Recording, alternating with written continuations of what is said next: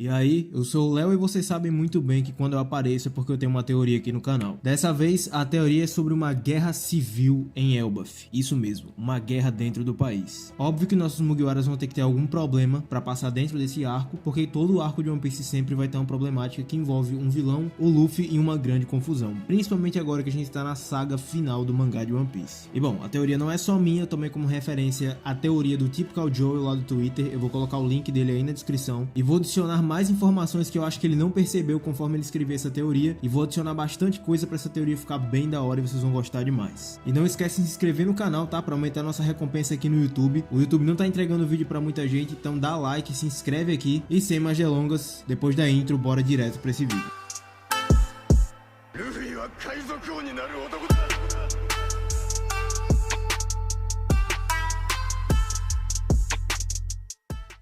Vamos lá. Devido aos últimos acontecimentos do último capítulo, a gente descobriu que Loki é um personagem bem diferente do que a gente imaginava. Foi dito pra gente que Loki nasceu amaldiçoado, ele dedicou a vida dele inteira à escuridão, a ponto de chegar a matar o próprio pai por conta de uma Akuma no Mi lendária que ele queria possuir, que era passada de geração em geração, como a gente viu de fato no último capítulo. Graças a isso, o príncipe maldito se tornou a grande vergonha de Elbaf. Detalhe interessante foi que Harudin também é citado como um dos filhos do rei, o rei Harold, que foi morto pelo Loki. Já tem uma coisa muito interessante que acontece em Dressrosa, é que Harudin acreditava que se ele conseguisse a Mera Mera no Mi lá no Corrida Colosseum, ele poderia se tornar o próximo rei de Elbaf, o que implicava que ele realmente teria que ter uma Akuma no Mi pra fazer isso, certo? Bom, e falando em reis e tronos, a gente sabe que o Harudin vai voltar em algum momento e eu acredito que ele vai ser peça principal nesse arco, porque se ele voltar pra tomar o trono que lhe é prometido do seu pai, com certeza faria com que Loki ficasse maluco, lutasse pelo trono e assim teríamos uma guerra civil dentro do país de Elbaf. E não é nenhuma novidade que dois gigantes lutem pela honra deles graças ao Deus da Justiça do país de Elbaf. A gente já viu esse cenário desde lá de Little Garden e é muito fácil de imaginar que os dois lutariam pelo trono e os gigantes sentariam e assistiriam essa batalha pela honra de guerreiro que eles têm. Isso já é uma das tramas que pra mim podem ser quebradas dentro do arco de Elbaf, com o Usopp, o significando e o ressignificando na verdade como um grande guerreiro dos mares, mas eu vou falar disso mais na frente. De qualquer maneira, é muito possível que esse combate aconteça e a gente sabe que, pelo menos pelo que a gente tá observando agora, que o Loki parece ser muito mais forte que o Harudin. Ou seja, se o combate é 1 a 1, já era pro Harudin. Acontece que aqui eu quero aprofundar algo que eu falei no último vídeo de capítulo, na última review do capítulo em que o Loki aparece, que pra mim é muito importante e que vai nortear o que vai ser o arco de Elbaf. Historicamente falando, a gente tem um certo erro no último capítulo. A cultura de Elbaf é totalmente inspirada na cultura nórdica. E os nórdicos não tinham esse método de prisão nem de tortura que o Loki tá preso. Loki foi sentenciado à crucificação, que é algo na verdade romano e não nórdico. Agora, dando uma olhada ao redor do mundo, veja, pessoas que têm a crença do Deus do Sol ou que conhecem a sua lenda, mas que são de fora do mundo de Elbaf, observem como elas sempre têm uma cruz ou algo relacionado à igreja, algo que seria semelhante ali ao catolicismo, algo do gênero, que é o que inspira algumas artes e algumas formas de Oda desenhar o governo mundial. A gente já viu certa influência do governo mundial por outras mãos, como a Madame Carmel dentro da ilha de Elbaf, sendo uma pessoa que era muito bem recebida por lá, e ela mesma já foi vista com cruzes, e até mesmo o Kuma, que acredita no Deus do Sol, que é na verdade um deus de Elbaf, ele acredita com a imagem de uma cruz, com uma igreja, com uma capelinha, como a gente vê no passado dele. Ou seja, qualquer pessoa que é de fora do país de Elbaf tem certa crença de que o Deus do Sol seria algo muito mais semelhante ao cristianismo, pelo menos de forma figurativa, né, desenhada, não uma crença de fato, do que como gigantes, aparentemente aqueles que têm essa crença há muito mais tempo do que as pessoas de fora, veem o Deus do Sol. Dito isso, será que Loki é na verdade um amante tão profundo da cultura dos gigantes que ficou muito irritado como o rei Harold colocou crenças externas do mundo dentro da própria cultura de Elbaf? É fácil de observar isso quando se pensa a facilidade como Madame Carmel entrava no país de Elbaf ou outras pessoas envoltas ao governo mundial que eu acredito que também passaram por lá. Logo, Loki seria basicamente alguém que se enfureceu por Elbaf estar perdendo as suas crenças. E por que eu tô falando isso? Porque isso não é um tema muito novo em One Piece não. Vamos voltar mais no tempo lá em Skypiea. Na verdade, esse foi o tema completo do arco de Skypiea. O que era crença e o que não era. O que era ciência e o que era só uma lenda. A amizade de Noland e Calgara nasce exatamente disso, justamente envolto do Deus do Sol, que era com uma cobra naquele momento. E o Calgara até pergunta pro Noland, o que foi que eu acabei de matar? E aí o Noland fala, era só uma cobra. O Calgara tenta insistir em dizer que aquilo era o Deus do Sol, mas ele mesmo se dá conta de que era só uma cobra. Kashigami não representava nada mais do que uma crença vazia, em um Deus que, entre aspas, não existe. Nisso, a própria vila de Shandora daquela época é reestruturada e eles aceitam muito mais as ciência e knowledge. E isso se torna um tema muito forte para quando o Luffy chega em Skypiea, porque ele nega totalmente que Enel é um deus, ele até questiona isso, como um deus poderia ser tão ruim quanto o Enel, e é nesse momento que, ironicamente, aquele que tem a fruta do deus do sol vence um falso deus e liberta aquele lugar. Bom, isso poderia acontecer novamente dentro do arco de Elbaf por outras coisas que vão envolver essa guerra civil, que eu vou começar a citar agora, que o Typical Joe acabou não colocando na teoria dele. Vamos lá. Pensem comigo, um país que consegue deixar os seus dois maiores guerreiros irem para uma ilha deserta lá na Grand Line só para se matarem lutando por conta da honra deles, não é um país que está muito preso às suas crenças? Entende-se a honra do guerreiro, entende-se o propósito deles em relação às suas crenças, mas cara, isso não é um pouco maluco de se pensar? Parece que Elbaf vive exatamente como as pessoas de Shandora e as pessoas dos tempos antigos viviam. E olha só, até nisso que eu estou falando, dos dois gigantes Dory e Brog terem ficado em Little Garden tanto tempo por conta da honra, foi negado pelos próprios gigantes porque eles viram que uma coisa muito grande pode acontecer, um problema muito sério envolvendo o Loki se ele se soltar, então eles tiveram que ir buscar esses dois. Ou seja, esse algo tão sério que pode acontecer tá quebrando até as crenças deles, e é isso que eu acho que vai narrar o arco de Elbaf. Eu vou explicar muito melhor isso. Pensem comigo, tudo que envolve o arco de Elbaf é as pessoas se autoproclamarem o Deus do Sol ou esperarem por ele.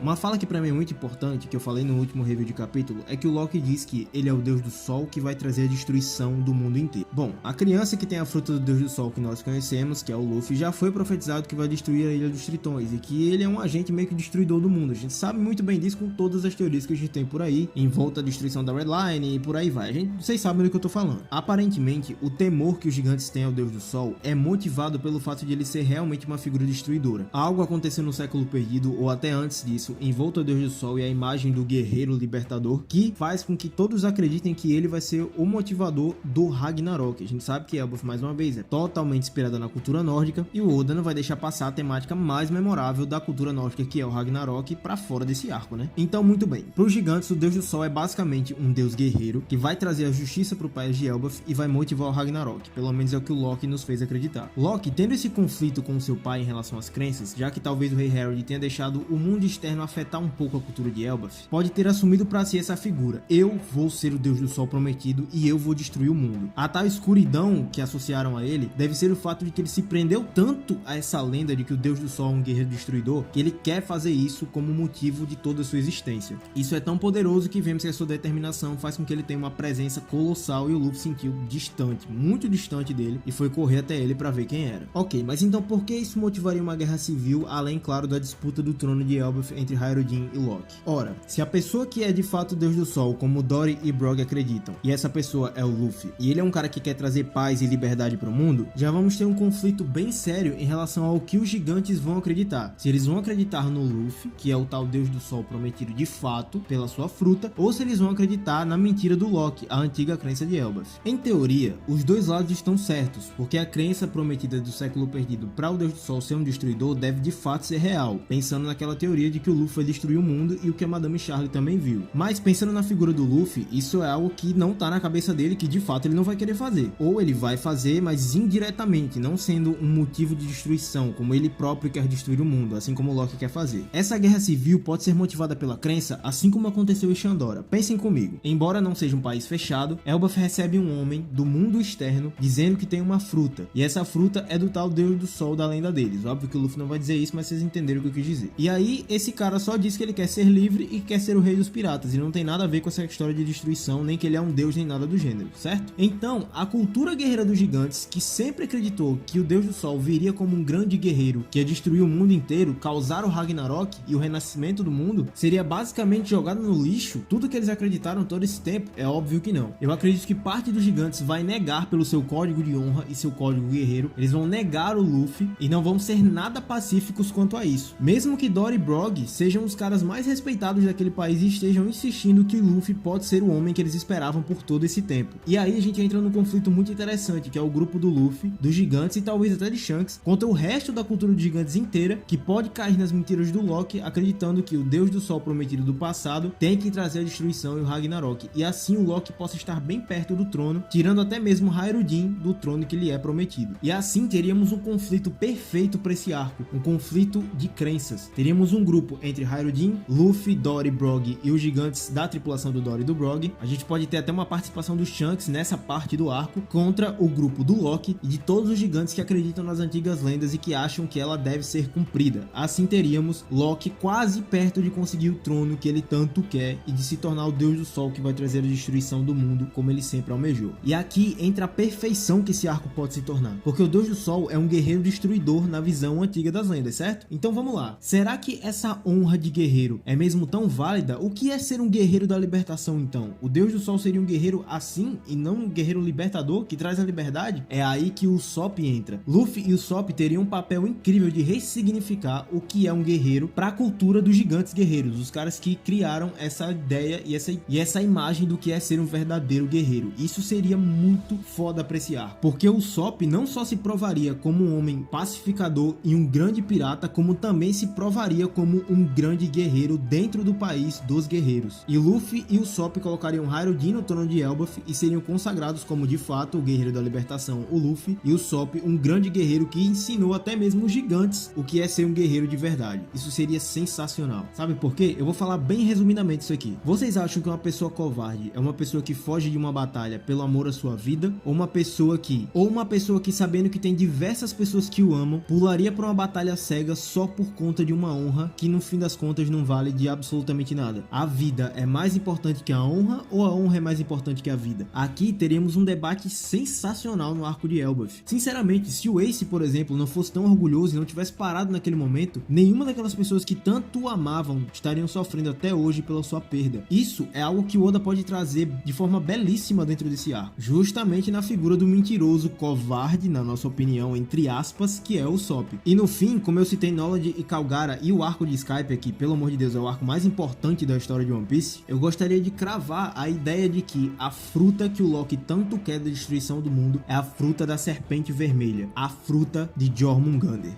Eu já disse isso no review passado e eu quero reforçar isso porque isso também vai ser motivo dessa guerra civil, a fruta, que é o que o Loki tanto queria afinal de contas, e que motivou ele matar o próprio pai e o Harudin ter que pensar em voltar para tomar aquele trono de volta. Vamos lá, pensem comigo. Qual era a figura envolta ao Deus do Sol em Skype? Kashigami, uma grande serpente, que já fazia ali sua referência a Jormungandr, certo? Ok. Só que vocês nunca pensaram de onde diabos o povo de Shandora teria tirado que o Deus do Sol era uma cobra? E primeiro, se a cultura do Deus do Sol e essa crença vem dos gigantes que antecedem os povos dos céus que vieram da lua, é porque eles escutaram essa lenda dos gigantes. Se os gigantes acreditavam que o tal Deus do Sol era alguém que tinha a fruta da serpente ou que era a própria serpente gigante, não faz muito sentido que os Shandorianos acreditem ou acreditassem naquela época que Kashigami era o Deus do Sol. Tem outro detalhe muito importante nisso aqui. Eu já falei diversas vezes da cena em que Luffy, que desperta o Gear 5 lá em Wano, é exatamente igual a uma cena que Luffy aparece no olho de Nola, a descendente de Kashigami, e ela ri fazendo Nika, exatamente como é o renascimento do Luffy em Wano, certo? Essa cena pra mim agora se ressignifica. Na verdade, o Oda estava diretamente querendo dizer que o Deus do Sol é de fato associado a uma serpente no passado, e é por isso que aquela crença foi tão forte dentro do arco de Skype, e por isso que ele colocou aquela referência. E aí a gente volta pro momento em que Dory e Brog citam que existe uma serpente que eles não podem ferir, que é a serpente vermelha. A gente sabe que eles podem estar fazendo referência a Redline, mas também podem estar fazendo referência à própria serpente, a Jormungandr, que é o monstro daquela fruta que o Loki tanto quer. Eu nem preciso citar como a influência dos dragões e serpentes dentro do mangá de One Piece é imensa. Em todos os lugares você encontra serpentes e dragões. E aqui eu queria deixar mais uma vez uma referência à cultura nórdica. Na cultura nórdica, Jormungandr é uma serpente que quando soltar o seu próprio rabo, ela vai trazer a destruição do mundo e o início do Ragnarok, certo? O que é dito por Loki? Que ele é o Deus do Sol que vai provocar a destruição do mundo. E se ele se soltar, de acordo com os demais gigantes, o mundo vai entrar em um colapso e pode realmente chegar ao seu final, o Ragnarok prometido. Basicamente, todas as peças se montam para esse cenário. Uma guerra civil completa de crenças dentro do arco de Elbaf para ressignificar o que é ser um guerreiro, para tomar aquele trono de volta e para o Deus do Sol de fato aparecer, quem ele realmente é e a figura que ele de fato era do passado. Mas será que Luffy realmente não vai provocar uma destruição a partir dessa guerra civil? E como essa guerra civil vai acabar findando na guerra final de One Piece? Bom, isso é assunto para um próximo vídeo. E eu espero que vocês tenham gostado desse aqui. Se vocês curtiram, deixa seu like, não esquece de se inscrever, como eu já falei no início do vídeo, para aumentar nossa recompensa aqui no YouTube. Também confere nossa descrição com o nosso Instagram, onde você pode mandar suas perguntas pra gente responder aqui em vídeo. E é isso, galera. Valeu!